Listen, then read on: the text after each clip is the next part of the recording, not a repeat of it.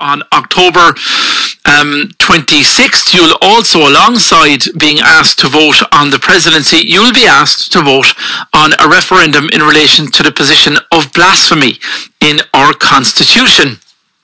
The Constitution says that citizens have the right to freely express their convictions and opinions. However, there are certain restrictions on this right. For example, the Constitution says the publication or utterance of something blasphemous must be a criminal offence. Publication generally means a statement written or in permanent form.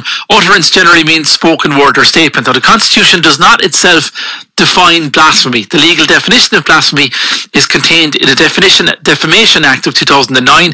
That act says that a person publishes or utters something blasphemous if they publish or say something that's grossly abusive or insulting in relation to matters held sacred by any religion, thereby causing outrage among a substantial number of the adherents of that religion, and intend to cause that outrage under Section 2009, where a person is accused of the criminal offence of publishing or saying something blasphemous. It's a defence if they can prove that a reasonable person would find genuine literary, artistic, political, scientific or academic value in what they published or said. If convicted of this offence, a person may be fined up to €25,000. There is no prison sentence for this offence. So that's the situation as it exists. Now, the proposed change to Article 46(1) of the Constitution says the state guarantees liberty for the exercise of the following rights subject to public order and morality. 1. The right of the citizens to express freely their convictions and opinions. The education of public opinion being, however, a matter of such grave importance to the common good, the state shall endeavour to ensure that organs of public opinion, such as the radio, the press, the cinema, while preserving their rightful liberty of expression, including criticism of government policy, shall not be used to undermine public order or morality or the authority of the state. The publication or utterance of blasphemous, seditious or indecent matter is an offence which shall be punishable in accordance with the law. Now, what they're going to remove from that would be blasphemous. The proposal in the referendum is to remove this word. So that paragraph would turn into the publication or utterance of seditious or indecent matter is an offence which shall be punishable in accordance with the law. So if you vote yes on this, then the Constitution will no longer require that publishing or saying something blasphemous is a criminal offence. A yes vote, therefore, would allow the Oireachtas to change the law so that blasphemy is no longer a criminal offence.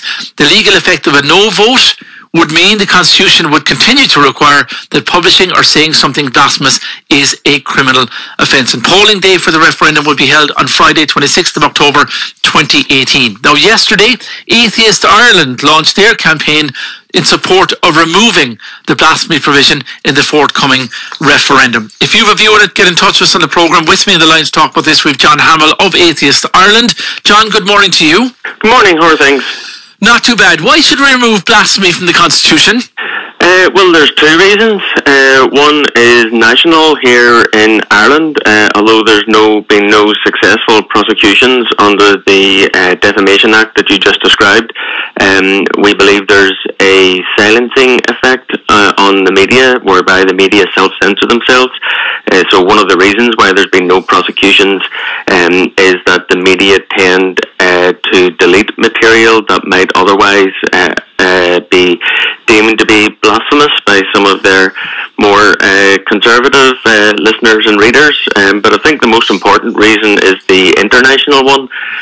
So as part of our campaign launch that we mentioned, we have a letter signed by 24 people who are suffering blasphemy prosecutions in largely Islamic countries, where the penalty for blasphemy is death.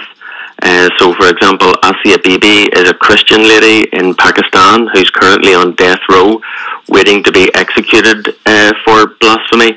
And what these people have written is to ask the people of Ireland to remove our blasphemy law, because when they campaign to have their own blasphemy legislation repealed in their countries, it's very often cited that, look at all these Western countries who have blasphemy laws too.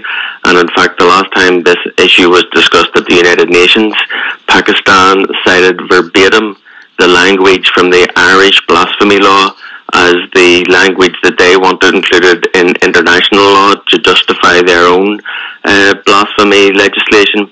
So when people are literally campaigning on life and death issues in relation to blasphemy, and when they think that our law is part of the problem, I don't think we should turn our back on people like Asia Bibi, who's waiting to be executed. And I think we have an international duty to repeal our blasphemy law for that reason. And you think that this will have a material impact on those international situations, less justification for regimes to carry out these sort of executions along these lines? Or would it not just make not a whit of a difference? I mean, if these kind of countries are going to do this anyway, regardless whether Ireland has a blasphemy provision or not, surely. Well, no, they're not going to turn around the morning of the 27th and say, okay, we're going to stop prosecuting people for blasphemy in Pakistan just because the people of Ireland have removed it from their constitution. Well, the person within the United Nations who has been most directly involved with trying to get countries like Pakistan to stop executing Christians for blasphemy is a guy called Heiner Beineveld, who's involved with the human right to the freedom of religion, and he has specifically cited the Irish blasphemy law as one of the reasons that it is difficult for him to do his job, because every time he goes to Pakistan to say, look, the freedom of religion is important, it's not a good idea to be executing ladies like Asia Bibi as a Christian for blaspheming against the Islamic faith, Pakistan just quote back to him the legislation here in Ireland. So the fact that Western democracies like ours are implementing our own blasphemy laws definitely makes it materially more difficult for those campaigning for a repeal of the laws in other countries to be successful. Okay. John, doesn't the blasphemy law, though, encourage people to be more responsible of what they say or they publish? For example, we've seen how the far right in other countries have used the freedom of speech argument to incite hatred against racial and religious minorities. Like in this era of Donald Trump, where anything goes, shouldn't we support a law that asks people just to think twice and be more respectful towards other people's beliefs? Well, we should definitely encourage people to be respectful towards other people. I think a good rule of thumb is that no person is beneath respect, but no idea is above criticism.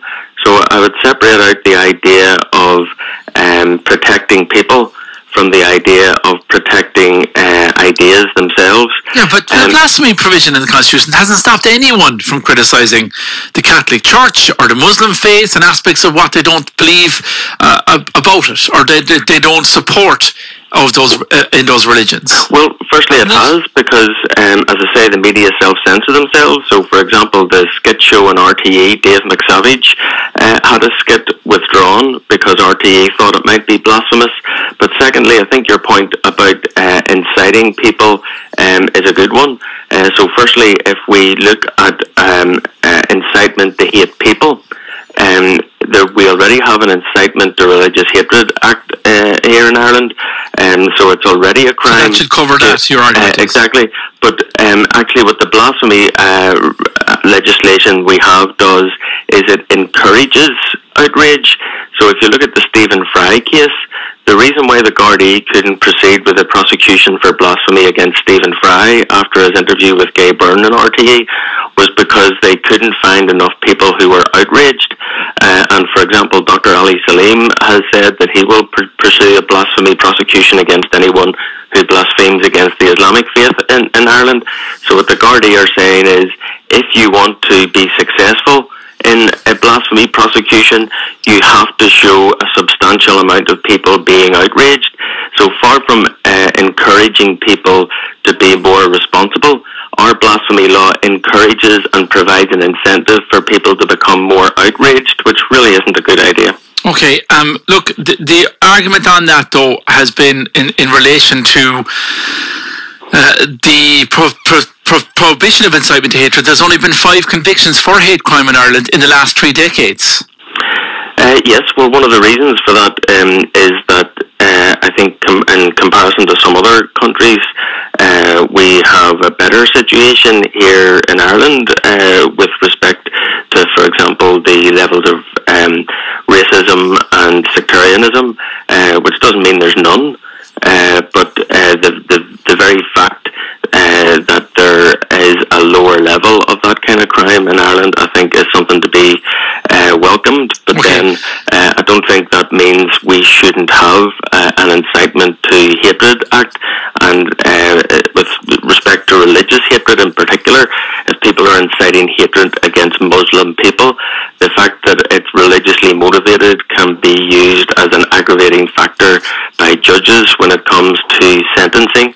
And so, yeah, I think I believe in the freedom of religion. We should definitely prosecute people for incitement to hatred against and removing blasphemy won't affect that. Okay, John, let me ask you this question. What would you say to people who feel that their faith, whatever it is, maybe primarily because it's a majority faith in this country, the Catholic faith, feels they're under attack? Feels that this move, while arguing about international situations in Ireland's place and all of that, that really it's motivated by an ever-creeping, ever-moving war on faith in public life, be it removing of religious statues from our hospitals, removing of the mention of religion from our schools, the baptism barrier is being removed by the Minister for Education. There's huge divestment of our schools now from our planned divestment of the schools from religiously run to state-run, that there are forces out there who want to eradicate God from daily life. And this is another front in the battle, and it's the people who feel that their faith is under attack.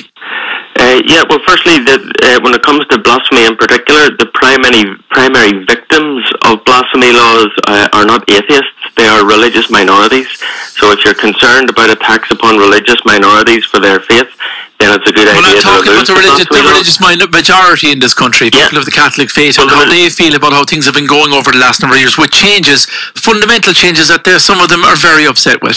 Exactly. Well, I think the idea that Catholicism is under attack in Ireland or in some way beleaguered is just not supported by the facts. Really? So, well, 96% of our state-funded schools have a Catholic ethos. Many of our state-funded hospitals have a Catholic ethos. That's something again that's changing. We can't start a session of the Dáil without a Christian prayer. We can't have a president unless he gives a Christian oath. That's something, John, that has changed in recent times. There's now a minute's silence to cater for every other religion and every other belief a person has. There's not. It has changed to introduce a Christian law into standing orders. So it has changed in the direction of becoming more religious, and we have a presidential election on the same day as the blasphemy referendum. Whoever's elected president can't become president until they take a Christian oath. So the idea that somehow Catholicism is beleaguered in this country is just not supported by the facts, and what we're trying to do here is not to infringe on anyone's right to exercise their own religion. What we're trying to do is make sure that people don't impose their religion on others. So, for example, Cardinal Connell not too long ago said on television that atheists are not fully human. Now, I don't think my reaction to that should be to drag Cardinal Connell off to the High Court and have the state impose a fine on Cardinal Connell for hurting my feelings. In an open democracy, I think I should be able to listen to people who have a different view of mine and accept that people have a different view of mine without having the Gardaí put them in handcuffs. So I think the same is true of Catholicism. If we have people who have differing views from Catholicism and want to disagree with the ideas within Catholicism, I don't think the response to that should be to drag them in front of the High Court. No, I understand that, but I just don't know where you're getting the view that things haven't changed in relation to Catholic belief, in relation to the law in this country. I think things haven't changed. I think and that they're willing to feel among some people that they're under attack, be it the passage of the marriage referendum, the passage of the abortion legislation we're talking about at the moment. Do you accept that there are people out there who fully believe that Ireland is changing, and they believe it's changing for the worse, and they believe that there is real pressure now to change the things that they've grown up with, the mention of religion in daily life, and obviously things that they fundamentally don't believe in along with their religion, be it gay marriage or be it abortion being available in this country?